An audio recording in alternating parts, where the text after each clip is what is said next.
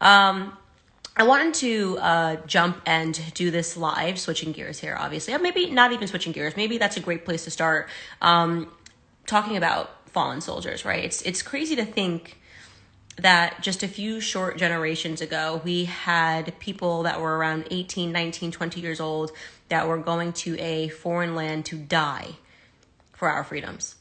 If you watch documentaries like I do, I talk about this on my show tomorrow. It is just to really understand how young these boys were, not just in America, not just in the UK, in Germany, in Japan. These boys were young and they knew they were going to die. There were some operations where, getting on the plane, 54% chance you were going to die. There were some operations during World War II where these kids, literally 18, 19 years old, knew they were getting on to a plane that did not have enough fuel to bring them back. So they knew it was, obviously Japanese soldiers. I guess that's even something else to talk about in terms of, because Naomi Osaka is, Japanese. These soldiers knew that they were going out for their country to commit suicide. Imagine you were actually on a suicide mission, right? It is just so weird to think that was just a couple of generations ago. That was your average 18, 19, 20-year-old willing to die, terrified, but willing to die for their country and for their freedoms. And today, we have people that genuinely think it is mentally stressful to have to stand for the flag. They think it's mentally stressful to have to speak to the press after a game. And I'm not saying it's not. You know what? I am not Naomi Osaka, right? So for those of you that don't know the backstory, she is the best female tennis player right now in the world. She is the highest paid athlete in the world. She's raking in something like $52 million a year to play tennis, which is an aggressive, it's a hard sport. I'm not going to pretend I don't think athletes have a ton of demand upon their bodies, but you're being asked to play a sport, right? And it's interesting to fast forward because she's in the age group. I think she's 23 years old. Of those soldiers that died, right? 3,000 soldiers didn't make it past D-Day. That would die on the beaches of Omaha in France. And it's just interesting to do a fast forward, going backwards, then fast forwarding to today, and just looking at the average person and what they deem to be stressful. Our register for stress has dramatically just dropped, right? We're not able to deal with stress anymore. Like, this generation just can't deal with it. The concept of having to go out and die, don't even think about it. Because right now it's just the concept of having to go out and talk to the press. Public speaking makes people feel mentally stressed. And some people might think, she's speaking about how it affects her health. We should honor that. But let's just backtrack here, because let's not forget what she actually did. First and foremost, she didn't just try to privately deal with this matter. She didn't say, I'm not feeling okay and I'm not going to deal with this matter. She tried to transform tennis, right? She's a 23-year-old girl. She's good at tennis and she thinks she's the best. And she's not a person that doesn't like press. She doesn't like bad press, right? When the press was on her during Black Lives Matter riots and she was wearing a BLM mask, she wanted attention. There's no other reason that you would wear a BLM mask during tennis finals unless you want attention. You wanted to draw attention to yourself and draw attention to your cause. You wanted to make something that has nothing to do with Black Lives Matter, tennis, right? It has nothing to do with an organization. She knows nothing about the organization. Naomi Osaka cannot tell you where the money goes when you donate to Black Lives Matter. She has no idea that it's dark money. She has no idea the money is not going to Black communities, but she wears this because she wants people to pay attention to her. And now everybody wants to be Colin Kaepernick. Everybody wants to figure out how you can take something that everybody likes and ruin it and make it about a political message, right? So Naomi Osaka said, you know what? Everybody likes tennis. Nobody's complaining about tennis. Everybody seems to be enjoying the sport. How can I do something to draw attention to myself, right? And to get the conversation going, because everybody seems to just like the sport and it's just not controversial enough, right? It's every sport. Basketball, LeBron James. Everyone seems to be really liking this basketball sport. Everyone just really, people are coming to the games. The kids are high-fiving. They obviously like me. All the kids are wearing my jersey. How can I make it so that everybody's miserable, doesn't want to watch it? I know what I'll do. I'm not going to stand for the national anthem, right? So there's one in every crowd. I think right now we might be okay with the NHL, right?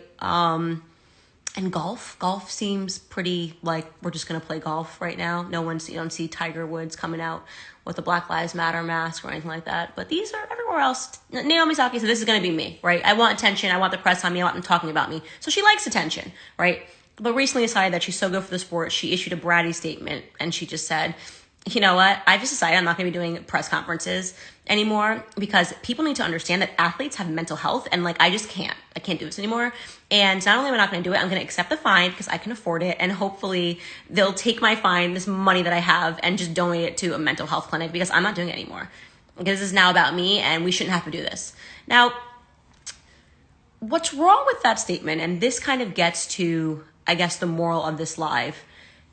For whatever reason, this younger generation that's coming up believes that whatever personal problem they have, everybody now has to join in on their problem. You know what I'm saying? It's not a personal problem. They universalize it. It's like, my name is Candace and I'm allergic to peanuts. And you know what that means? No more peanuts anywhere ever because I'm allergic.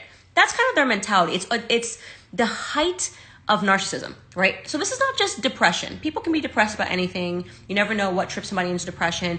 This is about people that use mental health as a way to garner the most, like the peak of narcissism, which is that I want the whole sport to no longer do press conferences because I don't like them.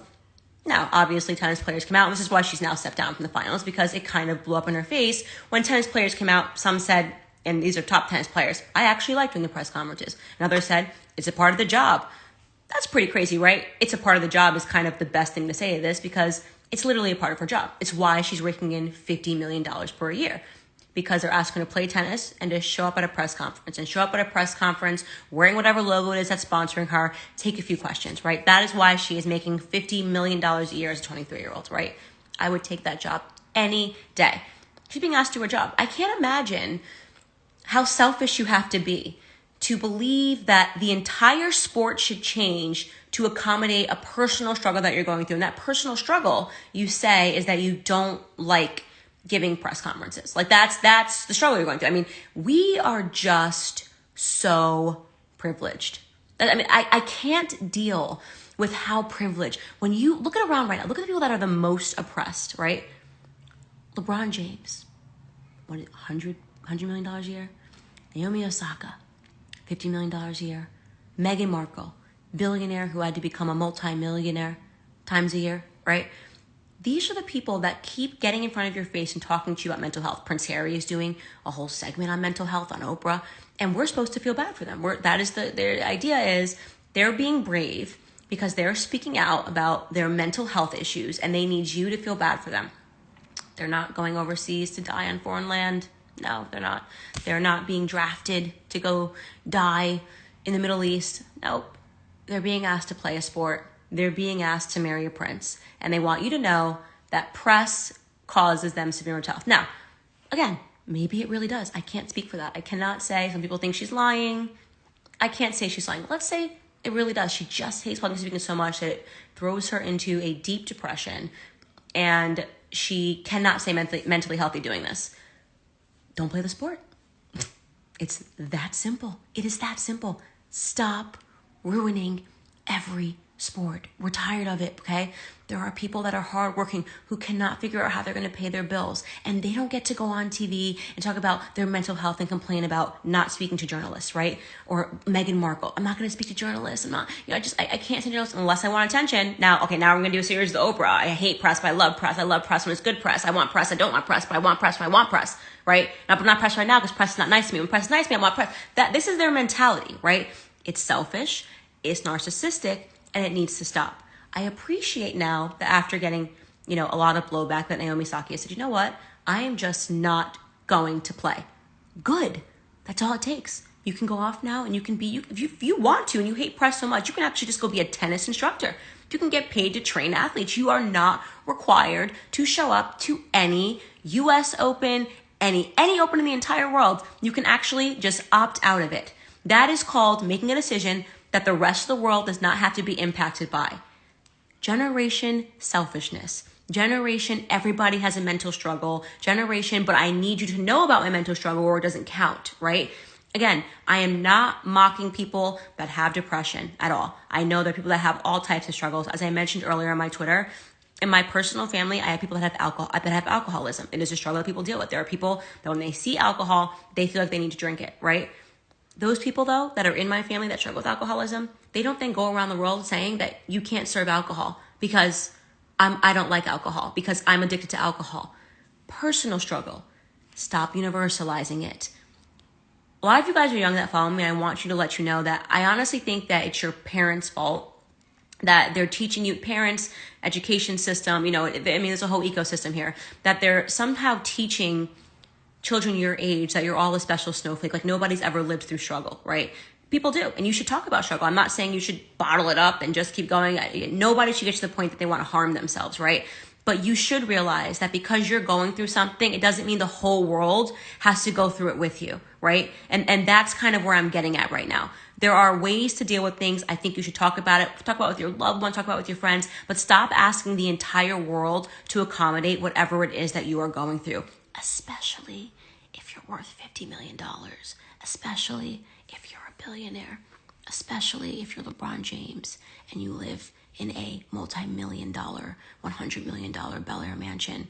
We're all just kind of really tired of hearing about it.